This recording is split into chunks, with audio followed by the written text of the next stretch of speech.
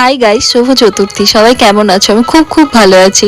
সেদিন বেরানোর কোনো প্ল্যানিং ছিল না, কিন্তু সকাল থেকে যেহেতু ওয়েদারটা খুব ভালো ছিল, তাই ভাবলাম একটু সন্তোষ মিত্র স্কোয়ারের ঠাকুরটা দেখে আসি। প্যান্ডেলে ঢোকার আগে মনে হচ্ছিল সেরকম একটা ভিড় নেই, কিন্তু ভেতরে ঢোকার পর দেখছি খুব ভিড়। তবে সন্তোষ মিত্র স্কোয়ার থেকে যেরকম এক্সপেকটেশন, সেই তুলনায় কিছুই ভিড় ছিল না। কলকাতা অনেকবারই ঠাকুর দেখতে গেছি, কিন্তু এটা জানা ছিল না যে সবাই রুম বুক করে ঠাকুর দেখে। মানে মালদা থেকে আমাদের পাশে লাইনে দাঁড়িয়ে একজন কথা বলছিলেন, তিনি মালদা থেকে এসছেন এখানে 10 দিনের জন্য হোটেল বুক করেছেন। বুক করে তিনি এখানে আমাদের কলকাতার ঠাকুরগুলো ঘুরছেন, শুনে খুব ভালো লাগলো। সামনে গিয়ে দেখে অপারেশন সিন্দুরের যে ব্যাপারটা, সেই থিমটাই এখানে করেছে। এবারে সামনে দাঁড়িয়ে সবাই ফটো ভিডিও করেই যাচ্ছিল, সত্যি করারই মতো, প্রচুর সুন্দর করেছে এবারে থিমটা। আচ্ছা হ্যাঁ, প্রত্যেকবারই ভাবে ভিডিও কন্টিনিউ করব, কিন্তু আর করা হয় না।